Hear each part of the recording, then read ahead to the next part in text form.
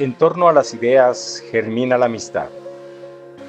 El viento impulsa las palabras y acorta las distancias. En busca del pensamiento que mueva a la reflexión, dos amigos te invitan a su mesa. Bienvenidos a este espacio en el que las ideas florecen del desierto. Hola, bienvenidos, bienvenidas a Dos Amigos. Yo soy Horacio Nájera, desde Toronto, Canadá. Mi amigo Enrique Lomas en la ciudad de Chihuahua. ¿Cómo estás, Enrique? ¿Qué tal, Horacio? ¿Cómo estamos? Aquí Bueno, como invitado así, internacionales somos, ¿verdad? exacto. Hoy vamos a hacer una edición trinacional de Dos Amigos. ¿Y por qué trinacional? Porque tenemos a un invitado, un gran invitado, que se encuentra en la ciudad de Bogotá, Colombia. ¿Y por qué quisimos traer a la conversación de Dos Amigos lo que está pasando en Colombia? ¿Por qué? Porque Colombia, sentimos que junto con México y Brasil son geopolíticamente, económicamente, incluso hasta en temas de economías lícitas e ilícitas, son los tres países dominantes de la región latinoamericana. Y para poder entender el proceso que se está viviendo en Colombia en estos momentos, la elección presidencial, decidimos tenemos la suerte de tener a un gran invitado el día de hoy. Él es, y lo que voy a leer no le hace justicia a la persona que es, pero bueno. Aquiles Arrieta. Aquiles Arrieta es abogado y filósofo por la Universidad de los Andes. Su vida ha transcurrido entre la docencia y la jurisprudencia. Él ha sido profesor por 30 años y por más o menos 20 años trabajó en la Corte Constitucional de Colombia, donde fue magistrado auxiliar y durante un periodo de 8 meses fue magistrado encargado de la Corte. Actualmente continúa en labores de academia y es consultor y asesor en temas constitucionales. Aquiles, bienvenido a Dos Amigos. Pues Enrique, Horacio, mucho gusto, qué bueno estar acá. Muchas gracias por esta invitación, por acompañarlos en esta conversación y qué gusto nuevamente reencontrarme con vos, Luis Horacio, que nos conocimos ya hace años Sí. en un encuentro sobre debates de libertad de expresión. Qué bueno reencontrarnos con este nuevo proyecto que tienes. Oh, muchas gracias. Y bueno, vamos para tener un poquito de contexto, Aquiles. Para nuestra audiencia que no conoce a detalle la historia moderna de Colombia, ¿nos puedes explicar de una manera muy concreta cuáles serían, a tu juicio, los tres acontecimientos más relevantes que han pasado en Colombia? Política, seguridad o incluso en la comunidad, que llevaron a Colombia a elegir a su primer presidente de izquierda, quien además fue miembro activo de un grupo guerrillero, algo que es un tema muy polémico dentro de la sociedad colombiana. Vale, me pones en aprietos, pero vamos a tratar voy a tratar de hacer dos cosas. Una breve cursillo de historia colombiana y termino en esos puntos para que tengan más sentido para todas las personas que nos escuchan. Mm, Colombia tuvo una diferencia con México. Ujú. A inicios del siglo XX en México ganan fuerzas liberales y fuerzas revolucionarias. En Colombia ganan fuerzas conservadoras. Eso cambia, digamos, el escenario. Mientras que en México la iglesia decía, hagan esto, entonces México pues se molestaba y hacía lo contrario. En Colombia la iglesia decía, hagan esto y todos salían corriendo a hacer eso y había, digamos, como una fuerza en ese sentido. Las El siglo XX, la primera parte del siglo XX se caracteriza sobre todo por la pugna entre liberales y conservadores.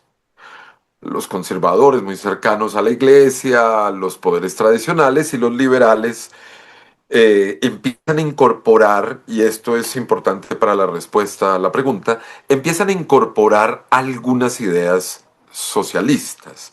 Las primeras batallas por los derechos laborales, por los derechos sociales se dan a inicios del siglo XX, pero en un clima de represión muy fuerte, y hay un hecho muy conocido que se llama la masacre de las bananeras, unos intentos de protestas sindicales que son repelidos muy violentamente, y que eso además es recogido, es muy famoso porque lo recoge Gabriel García Márquez en su obra, tanto periodística como literaria, y bueno, eso ha dado muchos debates, pero entonces en este clima de mucha represión por un escenario conservador, pues escasamente muchas ideas sociales se refugian en lo liberal y ahí dura esa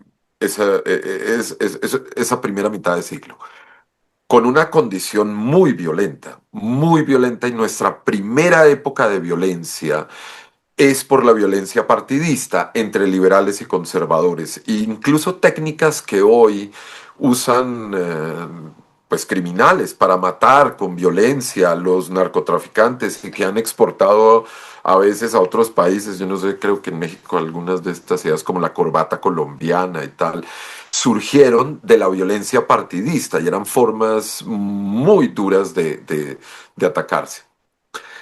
A mitad de siglo hay unas alianzas que se dan y se genera lo que se llama el Frente Nacional. Este Frente Nacional se da sobre todo con las élites políticas conservadoras y liberales, que a partir de allí generan una alianza más o menos estable entre estas fuerzas políticas, que justamente se reflejan hoy en alianzas partidistas donde estas dos fuerzas ya confluyen. Otrora enemigas, ahora amigas. Y en ese momento, ese Frente Nacional que empieza a generar esa alianza, se dan unas elecciones, y esto pues es muy latinoamericano, muy nuestro, ¿no? Tuvimos una pequeña dictadura justamente para salir de esa violencia partidista, y quien fue dictador por, por un gobierno militar por unos pocos años, luego se lanza a las elecciones y no gana, porque gana el candidato del Frente Nacional, esta alianza que dicen, bueno, gobierna un liberal, luego un conservador, luego un liberal, luego un conservador. Pero en esta alianza de estas élites políticas que se habían golpeado mucho, empiezan a unirse otras fuerzas que retan a esta alianza, y concretamente este general Rojas Pinilla gana con la NAPO, con estas fuerzas de izquierda que empiezan a aparecer y a retar esta alianza.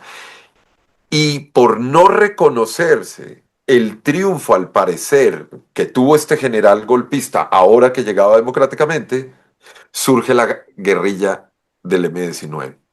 Las guerrillas en Colombia se empiezan a volver de izquierda justamente después de que se da la alianza entre liberales y conservadores. Las guerrillas habían sido liberales al inicio del siglo y empiezan a volverse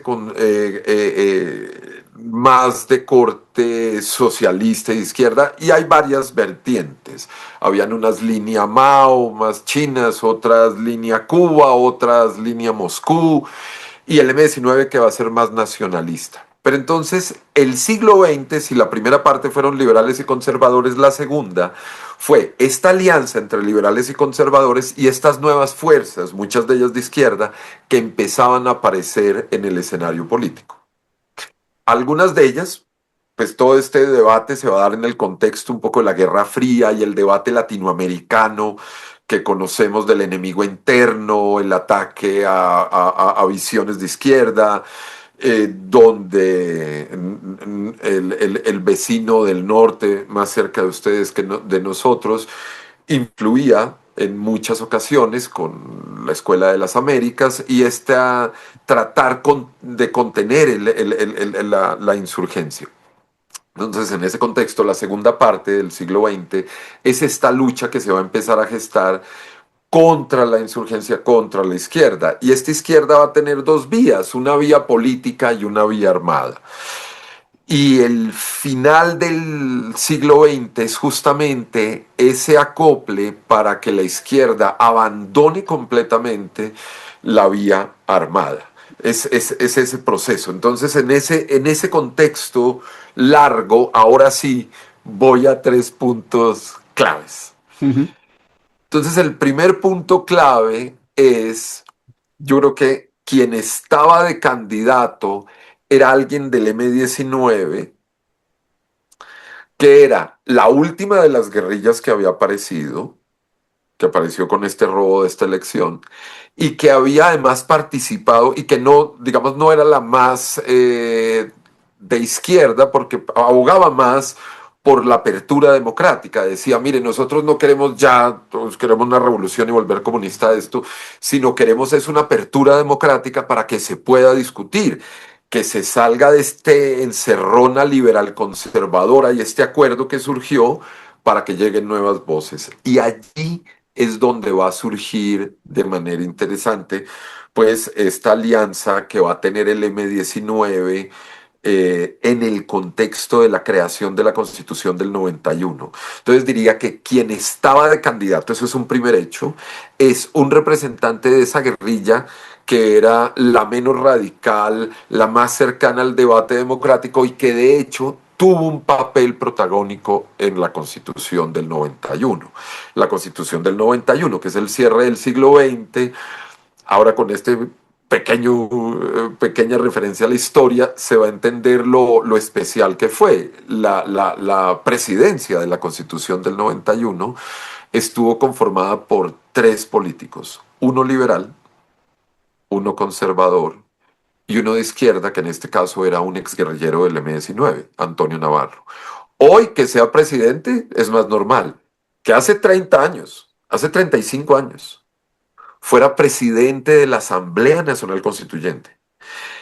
Cuando hacía unos meses habían secuestrado a Álvaro Gómez, otro gran político que era también, pues mostraba el clima de esos años 90 de querer salir de los conflictos, de las batallas, y un poco, pues obviamente, el candidato que estaba en ese instante, que venía de esa tradición de izquierda, de esas luchas de años por abrir el espectro político, era, claro, un exguerrillero, pero de una guerrilla que no fue tan extrema y que participó en la construcción pacífica del nuevo orden constitucional vigente.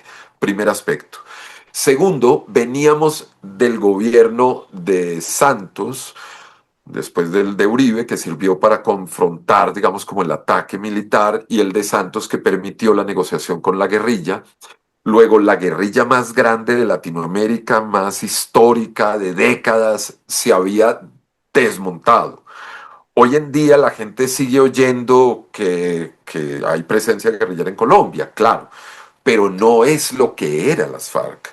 Para dar un ejemplo sencillo de lo que se desmontó, casi y prácticamente todo patio en una cárcel en Colombia, toda cárcel en Colombia tenía un patio de las FARC. O sea, llegaban los guerrilleros de las FARC y los mandaban a un patio. Tenían este nivel de control por la presencia en todo el país. Entonces, esa dimensión de lo que eran las FARC como guerrilla se desmontó con el proceso de paz, así que en algunos remanentes, y ese gran tamaño se desmontó, lo mismo que el proceso de Ralito sirvió para desmontar los paramilitares. Entonces, estábamos en un contexto en el cual esa amenaza de izquierda y esa presencia mayoritaria de relacionar a la izquierda con una lucha armada por fin se terminaba de desmontar. Entonces, un personaje que había participado en la transición democrática ya hace 35 años, sumado al fin de esta situación, más una tercera que yo creo que fue crucial, y termino con ese tercer punto, y fue coyuntural, y es obviamente la pandemia y lo que se llamó en Colombia el estallido social, que el estallido social es esa respuesta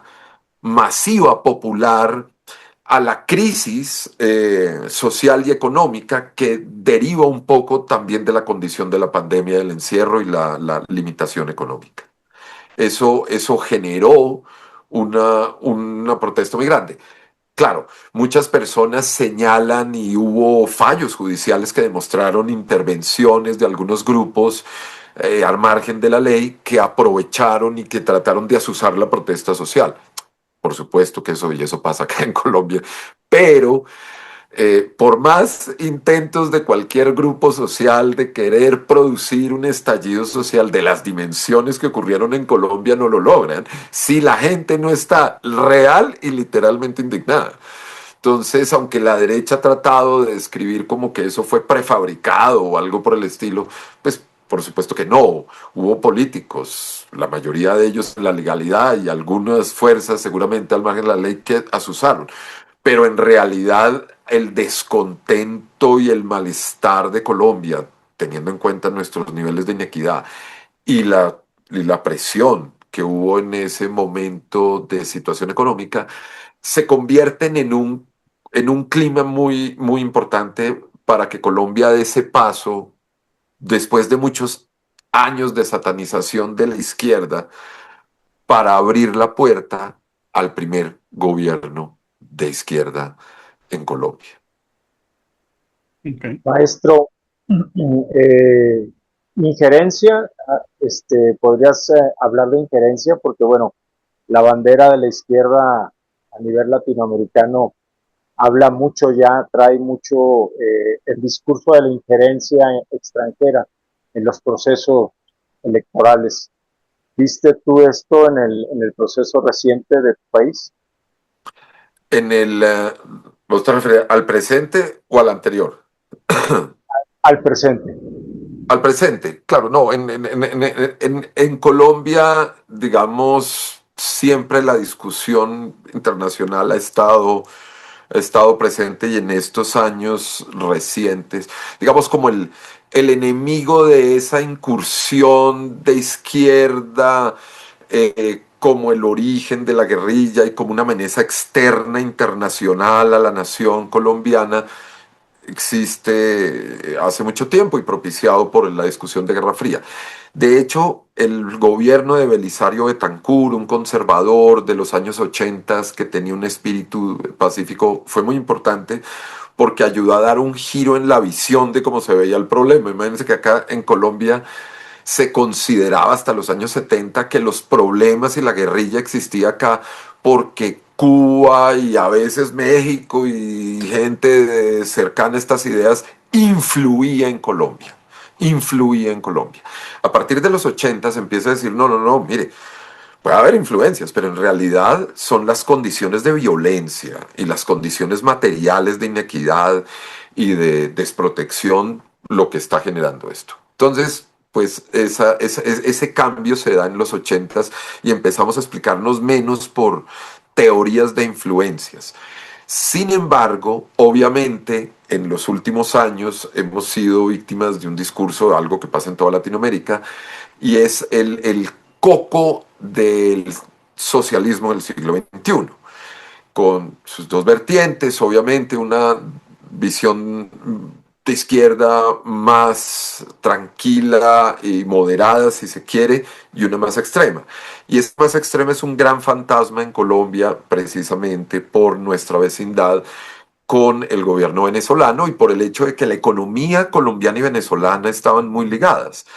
Y lo siguen estando, pero de hecho había una relación mucho más fuerte que con todo el cambio de modelo económico de Venezuela, pues sufrió una ruptura increíble. Esto incluso explica la crisis que tuvo Colombia en el norte, en La Guajira y la situación económica que han enfrentado, desnutrición, niñas y niños guayú, que antes vivían en una zona binacional muy, muy vibrante en términos económicos y que con la ruptura de la frontera queda.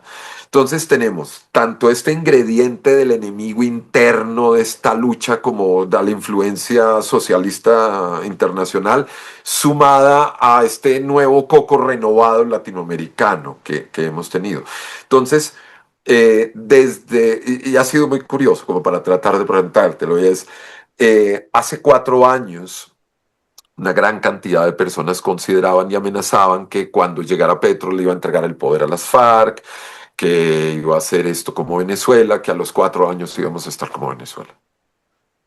Eh, Muchas personas, sobre todo quienes estamos ligados al debate constitucional, sabemos que eso no es posible, o sea, que pues no de la misma manera ni tan rápido, porque Colombia tiene unas particularidades muy especiales para tratar de repeler estos intentos de captura del poder, que claro que los hemos tenido, pero precisamente por eso hemos generado mecanismos para tratar de repelerlos.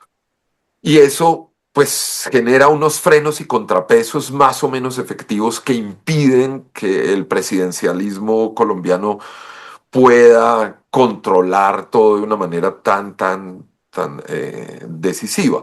Entonces, esta acusación de que el modelo chavista se iba a importar y se iba a generar una situación y que íbamos a estar en ese lado oscuro de la influencia de esta izquierda latinoamericana, pues muchos consideramos que no y la historia nos ha dado la razón. Luego de 4 años se ha visto, digamos, cómo los controles y los frenos y contrapesos de Colombia han actuado en este sentido. Si quieren, luego miramos algo sobre eso. Pero diría entonces, 4 años después, ahora se revive ese fantasma.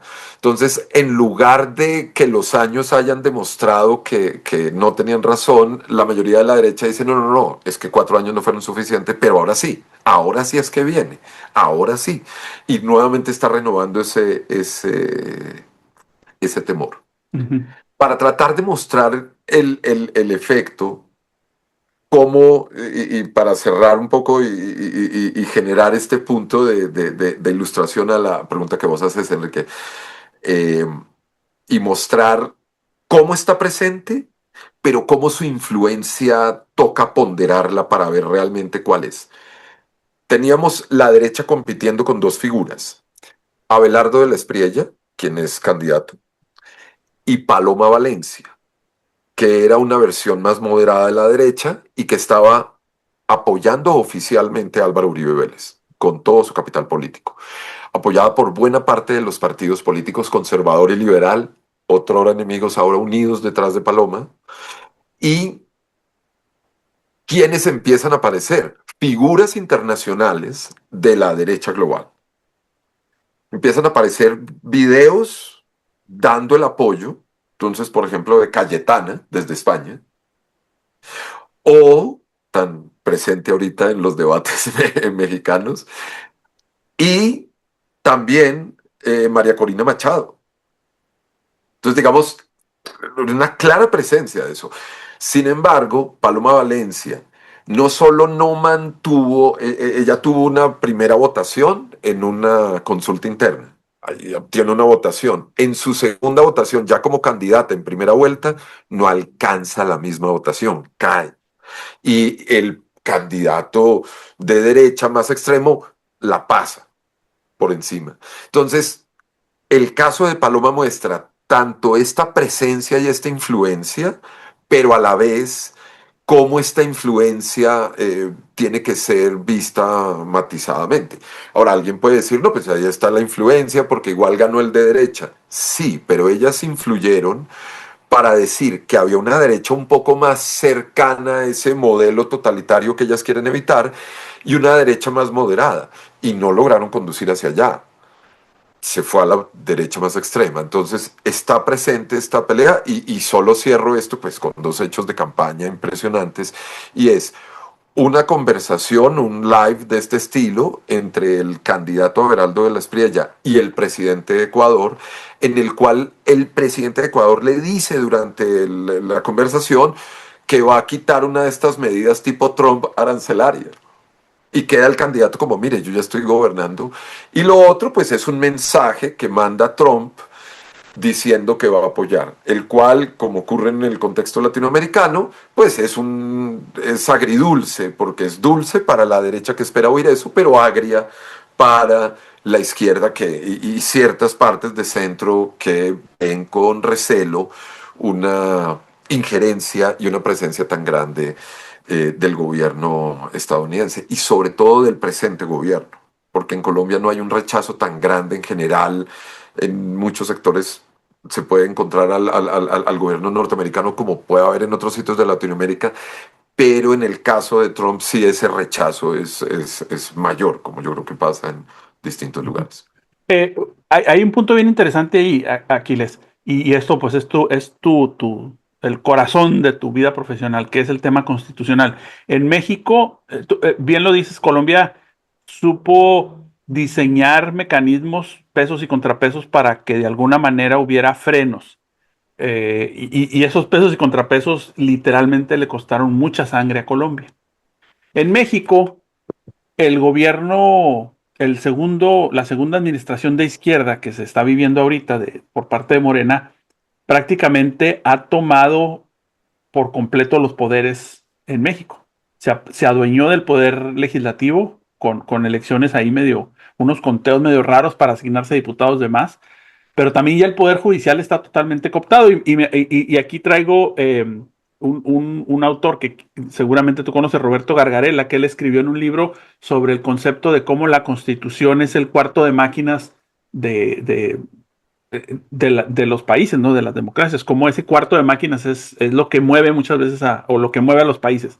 Entonces, Petro coqueteó con una asamblea constituyente y viendo, reflexionando un poco sobre el caso mexicano, ¿tú sientes que esa asamblea era más orientada para hacer lo que se hizo en México, de capturar por completo los poderes y tener como así el control absoluto sobre todo del poder judicial?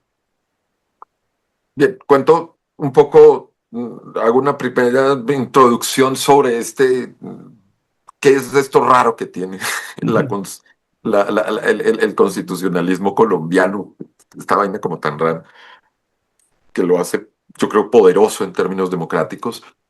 Y entro a ver cómo juega esta discusión. Y voy a poner la lectura que hace el gobierno, que hace Petro, como la mejor lectura posible de lo que él estaba presentando.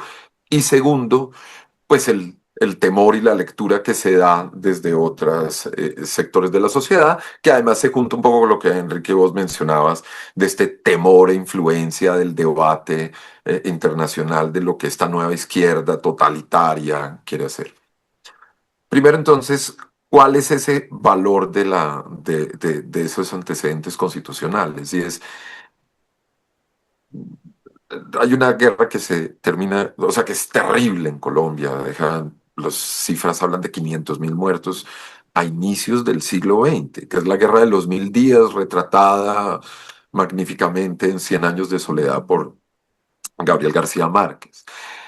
Esa guerra, pues, es la que ganan los conservadores, pero un poco, pues, fue terrible y lo que ganaron no fue mucho porque Colombia quedó muy destruida.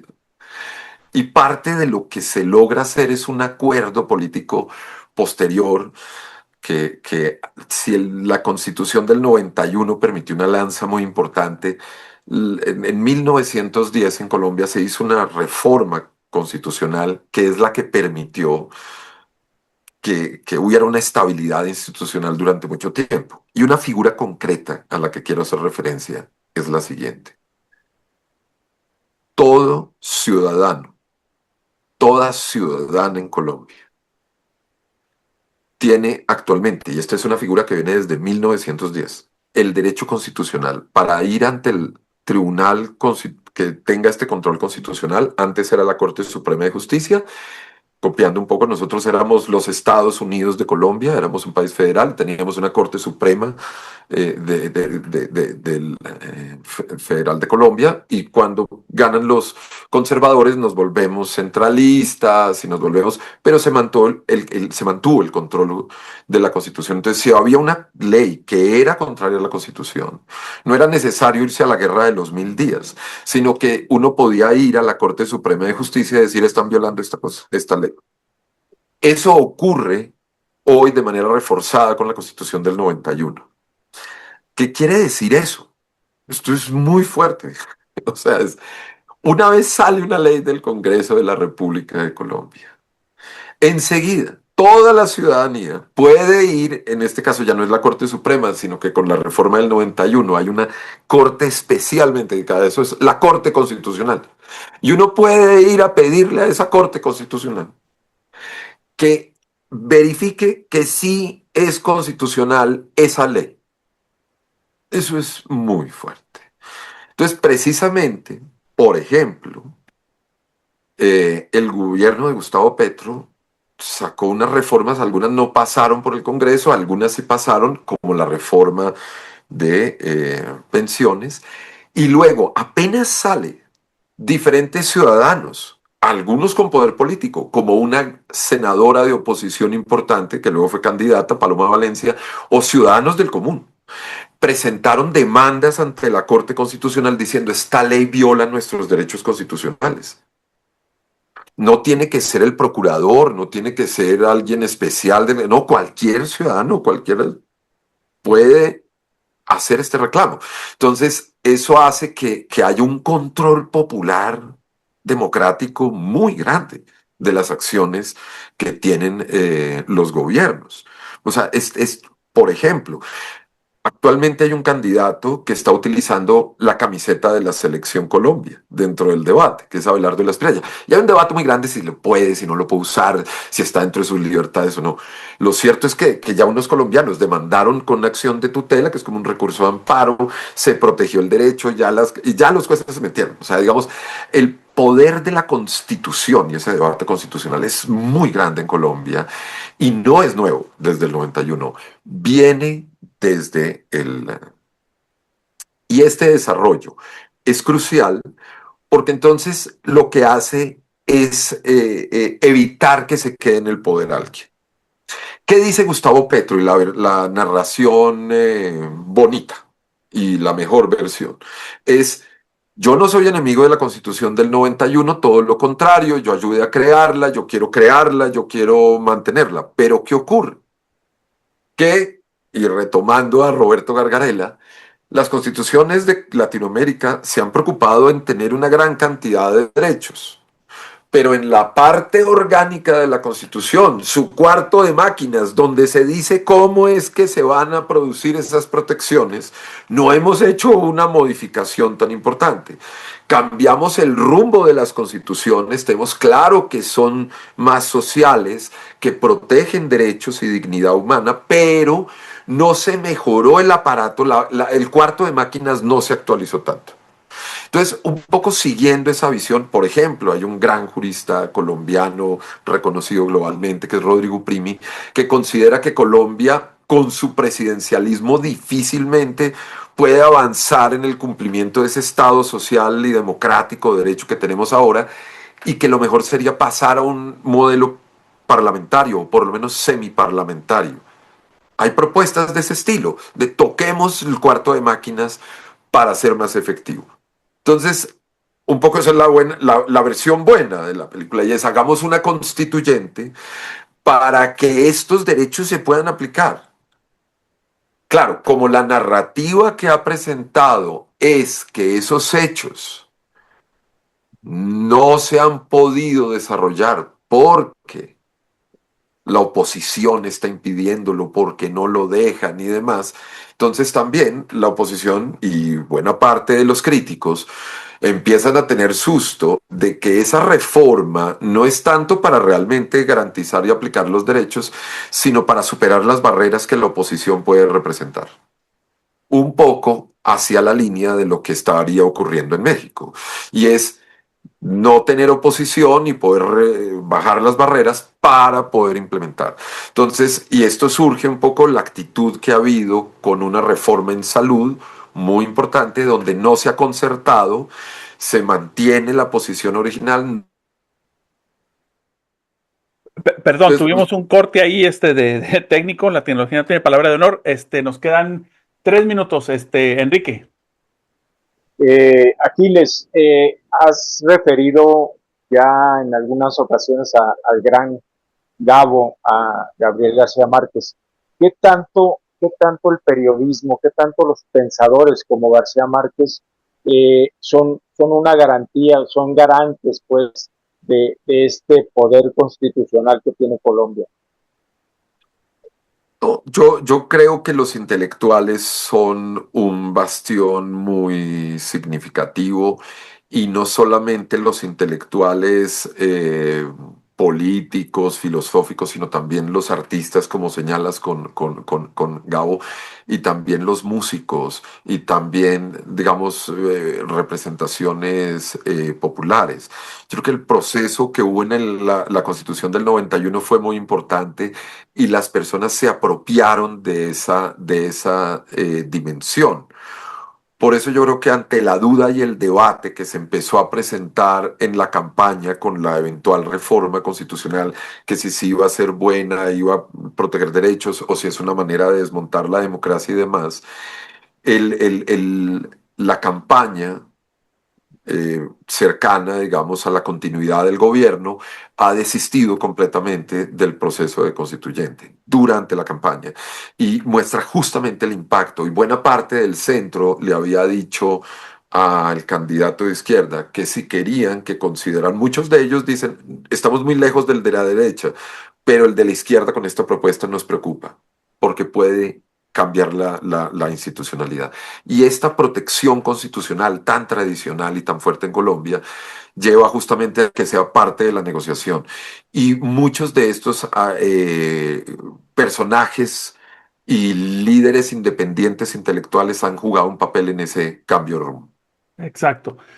Aquiles, lamentablemente, con todo el dolor de nuestro corazón, tenemos que terminar este programa porque la verdad, al menos yo, siempre que hablo contigo, aprendo muchísimo. Creo que a Enrique le está pasando lo mismo. Gracias. Yo creo que tenemos que hacer otro episodio, ya que las aguas se apacigüen un poquito en Colombia, un país del que hay cosas que tenemos que aprender de lo bueno, pero también de lo malo que ha pasado. Gracias, Enrique. Gracias, Aquiles. Por aquí nos vemos muy pronto. Bueno, muchas gracias. Perdonen lo malo. Espero que haya sido todo lo bueno. Y bueno, un honor poder estar conversando con ustedes y tener acceso a la maravillosa audiencia de ustedes. Muchas gracias. Muchísimas gracias. Y bueno, pues esto ha sido dos amigos desde Colombia, Toronto y Chihuahua. Nos vemos en la próxima. Gracias. Hasta luego. Esto fue Dos Amigos, ideas que florecen del desierto.